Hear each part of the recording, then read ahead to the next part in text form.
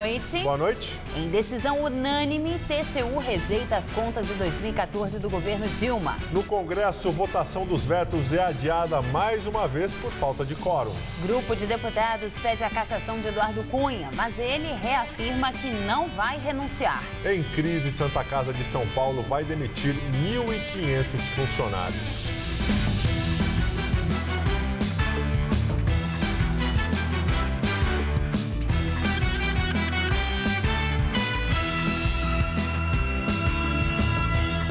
Em decisão unânime, TCU recomenda a reprovação das contas de 2014 do governo Dilma. Os 8 ministros votaram pela rejeição das contas de Dilma e acompanharam o parecer do relator Augusto Nardes. O episódio, conhecido como pedaladas fiscais, embasou a decisão dos ministros. As pedaladas foram manobras contábeis realizadas pelo governo para maquiar as finanças públicas. Benefícios sociais, como Bolsa Família, eram pagos por bancos estatais sem que o Tesouro Nacional tivesse feito o devido repasse dos valores a essas instituições. Nardes afirmou que houve descontrole e desgovernança fiscal. Ficará comprovada o total afastamento dos pressupostos do planejamento, da transparência e da gestão fiscal, com graves ofensas à principiologia e artigos específicos da Lei de Responsabilidade Fiscal. De acordo com o TCU, as pedaladas fiscais envolveram um montante de 40 bilhões de reais. Durante a sessão, o advogado-geral da União, Luiz Inácio Adams, negou que o governo tenha ferido a Lei de Responsabilidade Fiscal. O governo tentou postergar ao máximo a sessão do TCU e chegou a pedir ao STF o adiamento do julgamento, o que foi negado. O governo também pediu o afastamento de Augusto Nardes do caso, o que também foi negado. As nações fracassam quando as instituições deixam de cumprir com a sua missão. Cumprimos a nossa missão de forma técnica, transparente, à busca de um futuro melhor para a nação brasileira. Agora o parecer do TCU será enviado ao Congresso e os parlamentares podem acatar ou rejeitar a decisão do órgão. A oposição quer usar a decisão do TCU para embasar os pedidos de impeachment contra a presidente Dilma Rousseff. Em nota, o Palácio do Planalto afirma que a decisão do TCU constitui um parecer prévio e que a matéria ainda deve ser submetida a uma ampla discussão no Congresso. E ainda que os órgãos técnicos e jurídicos do governo federal têm plena convicção de que não existem motivos legais para a rejeição das contas. Governo sofre nova derrota e Congresso adia a análise de vetos mais uma vez. Segundo o presidente do Congresso, Renan Calheiros, a sessão foi derrubada por falta de quórum da Câmara. Seriam necessários ao menos 257 deputados, mas apenas 182 registraram presença. Os deputados da base governista estariam insatisfeitos com a reforma ministerial feita pela presidente. É o segundo dia seguido que a análise dos vetos é encerrada sem atingir o número mínimo de parlamentares. Infelizmente, o governo, de alguma forma, atendeu, na minha opinião, a cúpula dos partidos e não combinou com os deputados que estão na base. O governo fez um movimento explícito na semana passada do famoso toma lá, dá cá. O toma lá veio, mas está faltando o dá cá. Porque, infelizmente, esse modelo de ocupação do Estado brasileiro já não é mais tolerado pela sociedade brasileira. Os deputados e senadores iriam analisar vetos polêmicos das chamadas pautas-bomba, como o aumento salarial de servidores do Judiciário e o reajuste de aposentadorias do INSS, que oneram o orçamento público hoje deficitário. Parte da oposição, infelizmente, ao longo das últimas semanas, vem enveredando a passo largo na linha do quanto pior, melhor. E o quanto pior, melhor é algo que impacta a economia brasileira como um todo. Não faz sentido a continuidade desse processo sem definição. Para o governo é muito bom, porque enquanto não se vota, os vetos estão mantidos. Se todos os deputados do PT e do PMDB tivessem comparecido à sessão, os vetos presidenciais seriam votados. No PT, faltaram 7 deputados. Do PMDB, foram 28 ausentes. No Senado, que tem um ambiente mais favorável ao governo, estavam presentes 68 senadores, o que garantiria o quórum. Inflação sobe de agosto para setembro. De acordo com dados divulgados pelo IBGE, o IPCA fechou o mês passado em 0,54%. Em agosto, o índice foi de 0,22%. No ano, a inflação acumulada já é de 7,64%, a mais elevada para o período desde 2003. O botijão de gás, aluguel e as contas de água e esgoto pressionaram o aumento da inflação em setembro. A presidente Dilma Rousseff afirma que a tendência é de queda na inflação. Ela vê uma luz no fim do túnel, desde que o Congresso Nacional também faça a sua parte na apreciação dos vetos. Dilma falou por telefone em emissoras de rádio da Bahia hoje de manhã. Em algumas questões, o interesse do Brasil tem de prevalecer. No caso dos vetos, é porque é impossível um país que está enfrentando dificuldades aumentar desproporcionalmente suas despesas. Ao mesmo tempo, nós acreditamos que quanto mais rápido forem aprovadas no Congresso as medidas que enviamos, mais rápido será a travessia. À tarde, Dilma viajou para a cidade de Barreiras, no interior baiano, onde entregou unidades do programa Minha Casa Minha Vida e voltou a falar sobre a crise. Nós estamos enfrentando com firmeza as dificuldades. E aí eu asseguro para vocês, essa travessia desse momento anterior para um novo momento, em que nós vamos crescer de forma mais acelerada, vamos criar mais empregos, vamos garantir igualdade de oportunidades para todos. Essa travessia, ela pode ser curta. Direto de Brasília, Josias de Souza analisa a decisão do Tribunal de Contas da União. A reprovação das contas do governo Dilma Rousseff de 2014, decisão inédita e histórica tomada pelo Tribunal de Contas da União nesta noite, terá consequências administrativas e políticas. Do ponto de vista administrativo, o TCU ressuscitou a Lei de Responsabilidade Fiscal, que Dilma havia assassinado no seu primeiro mandato. Está entendido agora que um presidente da República não pode pedalar sobre os cofres de bancos estatais, liberar verbas que não foram aprovadas pelo Congresso e maquiar balanços públicos impunemente. Do ponto de vista político, o TCU ofereceu para a oposição a matéria-prima que faltava para embasar um pedido de abertura de processo de impeachment contra Dilma no Congresso Nacional. Esse pedido será formalizado, deve ser formalizado até o final do mês. Abre-se agora uma guerra que deve ser renhida e prolongada. A oposição ainda não dispõe de votos para afastar Dilma do cargo, mas a presidente entra nessa guerra frágil, bem enfraquecida. Ela acaba de fazer uma reforma ministerial e sofre sucessivas derrotas no Congresso e está submetida à chantagem dos seus supostos aliados. O governo Dilma, que estava doente, foi para a UTI nas últimas 48 horas. A presidente sofreu 2 humilhações no Congresso, não conseguiu confirmar os seus vetos.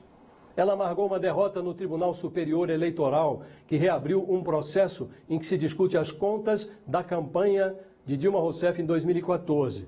Verifica-se se, na conta da campanha de Dilma, entrou dinheiro sujo da Petrobras. Esse processo pode também levar à cassação da chapa Dilma e Temer. E agora, a decisão do TCU. O mais dramático disso tudo é que Dilma tem pela frente uma crise econômica para gerenciar, uma crise que ela mesma criou e que é muito profunda. Uma crise tão profunda que exigiria um presidente forte para gerenciá-la. E força é tudo que Dilma Rousseff não tem nesse momento. Boa noite. Presidente da Câmara dos Deputados, Eduardo Cunha, do PMDB, declara que não vai renunciar. Cunha é suspeito de manter contas secretas na Suíça com cerca de 5 milhões de dólares. Além disso, ele é investigado pelo Supremo Tribunal Federal na Operação Lava Jato porque teria recebido propina vinculada a um contrato de navio-sonda da Petrobras. O deputado contesta todas as denúncias. Cargo não há a menor possibilidade de eu renunciar, licenciar, qualquer coisa do gênero, já rebati aqui. E sobre esse assunto fala meu advogado. A situação de Cunha se agrava. O PSDB dá sinais de que vai desistir do apoio a ele e pedir seu afastamento se ficar comprovado que ele tem contas no exterior. Hoje, 29 deputados do PT, PSOL, PPS, Rede, PSB e PMDB entregaram na Corregedoria da Câmara um pedido para que as denúncias contra Cunha sejam investigadas. Segundo o jornal O Globo, extratos bancários da Suíça que já estão na Procuradoria-Geral da República atestam que Eduardo Cunha usou empresas offshore para movimentar contas bancárias no exterior. O lobista João Augusto Rezende Henriques, preso na Operação Lava Jato, já havia falado em seu depoimento sobre essas contas. Cunha, porém, nega que elas existam. O governador Geraldo Alckmin anuncia que mandou revogar o sigilo de documentos da CPTM do metrô classificados como ultrasecretos do ano passado. Apenas itens de segurança devem continuar em segredo. Esses documentos só poderiam se tornar públicos em 25 anos, conforme revelado pelo jornal Folha de São Paulo. Tem muitas coisas ali colocadas sem nenhum sentido. Tem nenhum sentido isso. Então nós vamos revogar essa decisão do metrô e só ficará se houver necessidade alguma coisa que possa pôr em risco a segurança do usuário do metrô. Locais de energia elétrica, coisa de segurança, câmeras de segurança, não processos licitatórios, nada disso, não tem nenhuma razão para isso. O sigilo foi decretado pela Secretaria dos Transportes Metropolitanos em julho do ano passado. A medida inclui relatórios de falhas e auditorias nas linhas Prata e Ouro do monotrilho, que estão 3 anos atrasadas. No metrô, a linha Lilás, alvo de investigação sobre cartel, e Amarela, onde as obras estão paradas. Eu até pedi ao secretário, o doutor Clodoaldo, ele pediu 30 dias para rever tudo isso. Falei para ele, não, você vai reduzir esse prazo e faça isso mais rapidamente. O Tribunal de Contas do Estado deu 5 dias de prazo para que o secretário de Transportes Metropolitanos, Clodoaldo Pelicione, explique o sigilo dos documentos. A Santa Casa de São Paulo anunciou hoje que vai demitir cerca de 1.500 dos seus 11.000 funcionários. A nova administração afirma que o hospital tem mais empregados do que precisa. Os cortes devem acontecer na próxima terça-feira, mas pacientes já temem prejuízos no atendimento.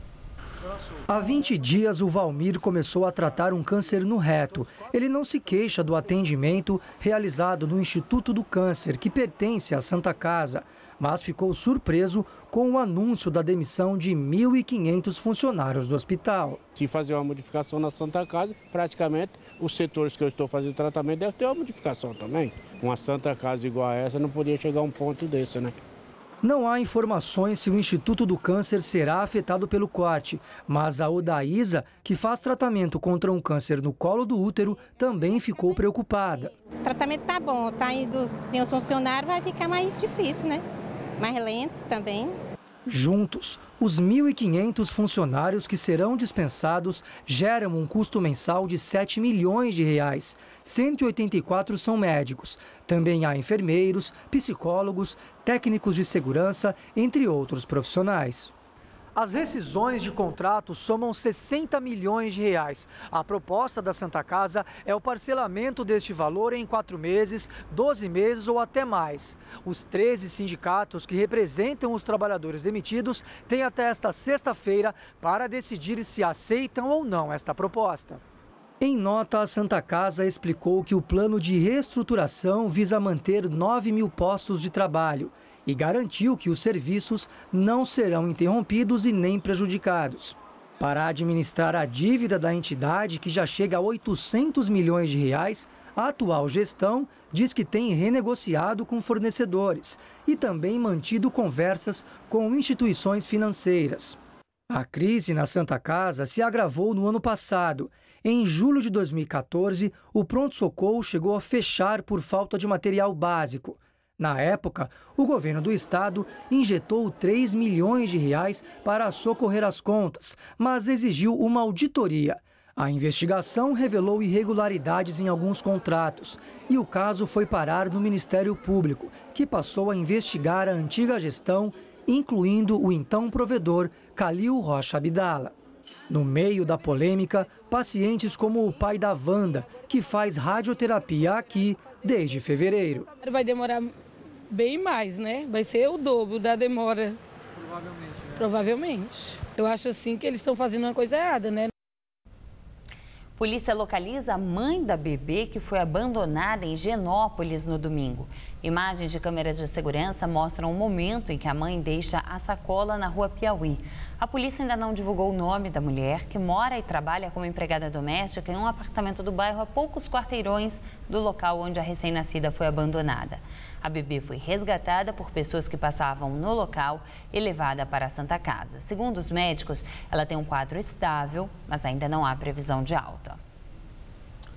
A seguir, 3 cientistas vencem o Nobel de Química. E os cuidados com os bichos de estimação no calor. Temperaturas acima dos 30 graus exigem medidas que vão além do banho e tosa. Não importa o continente, o endereço, a distância. Com o Sedex Mundi, os Correios oferecem para você uma rede internacional de entregas em mais de 200 países. Sedex Mundi é o mundo logo ali e com o mesmo padrão de qualidade. A sua encomenda entregue no prazo combinado. Hi there. Chef. Bem na hora. Let's go, everybody. We'll open in 30 minutes. Serviços internacionais. Um mundo mais perto de você. Alicate. Chave de fenda. Ah, não. Perdemos? Pessoal, a campanha tá funcionando! Caixa Baú Irving. Mais organização e praticidade na obra. Irving é outro nível. Qual Casper você é? A minha Casper é informação. A minha Casper é organização. A minha Casper é criação. A minha Casper é luz, câmera, ação. A minha Casper é comunicação. É teoria, é prática, é oportunidade de estágio. É a melhor localização. Essa é a minha Casper. E você, qual Casper você é? Tá tendo que descascar alguns abacaxis? Nesses tempos de vacas magras, a gente te ajuda trazendo receita boa, bonita e barata para você fazer aí na sua casa. TV Gazeta. Bom te ver sempre bem. Não importa o continente, o endereço, a distância.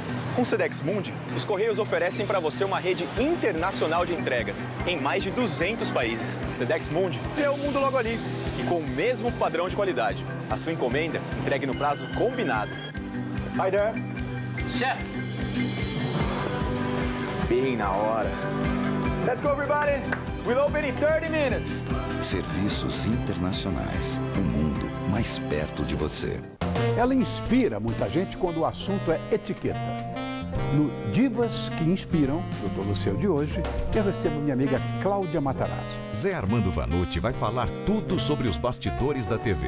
E no musical, o cover de uma das bandas mais famosas do mundo. Para mim, a maior, a única, a imperdível, a sensacional. Beatles. Vai perder? Nem pensar, né? Todo seu é hoje, 10h30 da noite, e eu tô te esperando.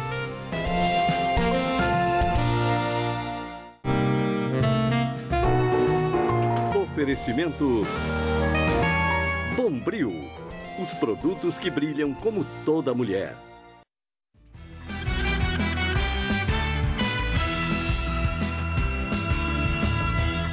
Rússia começa a usar a marinha para ataques na Síria. Navios de guerra lançaram mísseis sobre supostos alvos ao Estado Islâmico. Imagens oficiais russas mostram disparos de mísseis a partir de navios no Mar Cáspio.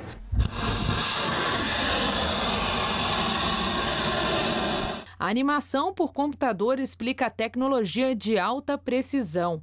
O Ministério da Defesa diz que 26 mísseis disparados de 4 navios passaram sobre o Irã e o Iraque, percorrendo 1.500 quilômetros até atingir o que seriam posições do Estado Islâmico.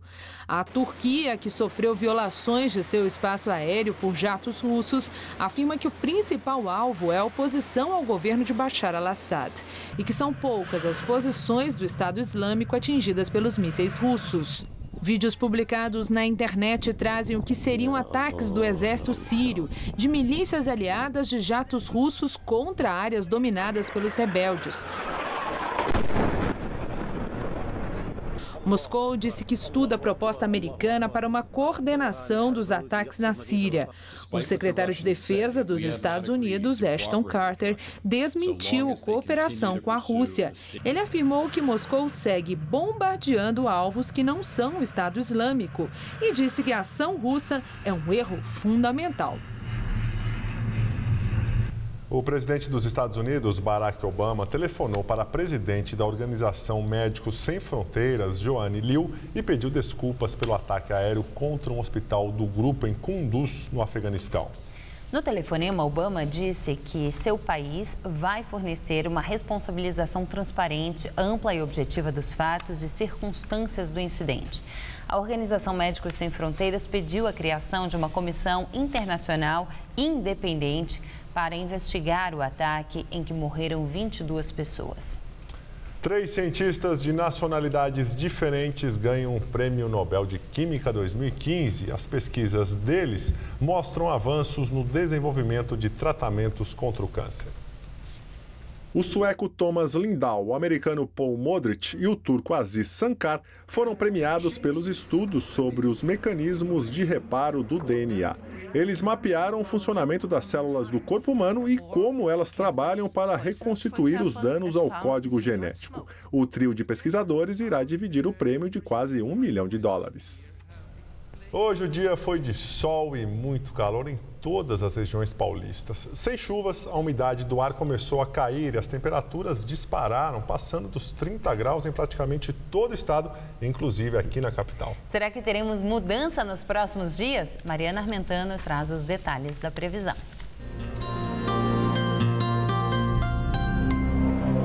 As temperaturas vão continuar muito altas em todo o estado, mas o tempo já começa a apresentar algumas mudanças. É que uma frente fria que vai provocar chuvas fortes amanhã no sul do Brasil começa a causar chuvas também nas regiões sul e oeste paulistas, mas isso só a partir da tarde. Quem predomina mesmo em todo o estado é o tempo ensolarado e quente. Chega a fazer até 36 graus amanhã em Araçatuba, 37 em Votuporanga e no litoral do estado, calorão de até 33 graus em Caraguatatuba e 34 em Santos.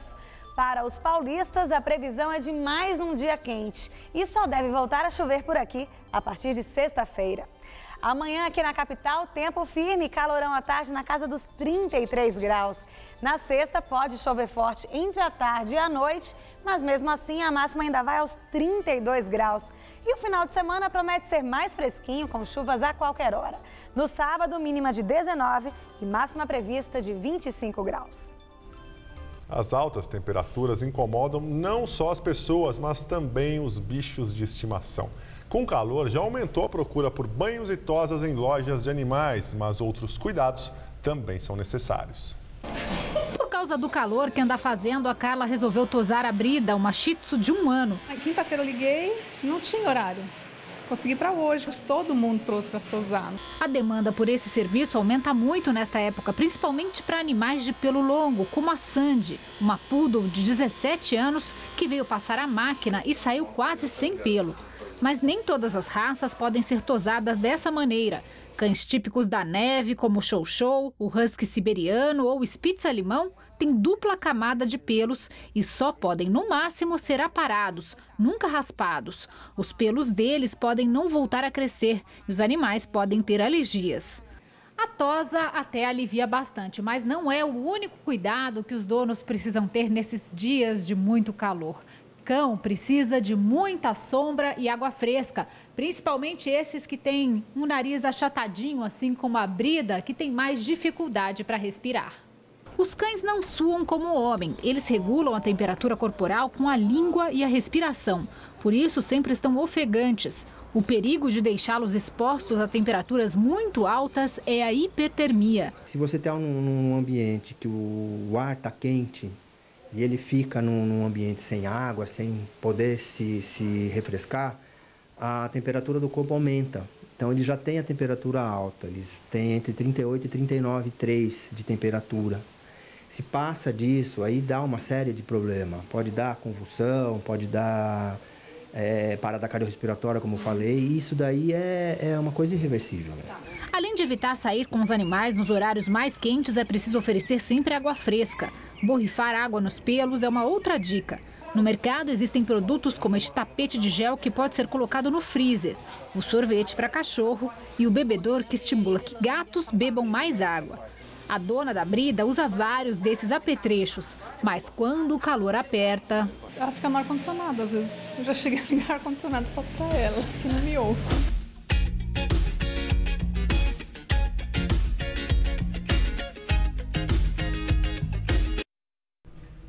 A edição das 10 do Jornal da Gazeta termina aqui. Boa noite. Fica agora com o Rony Von no Todo Seu. Uma ótima noite para você e até amanhã.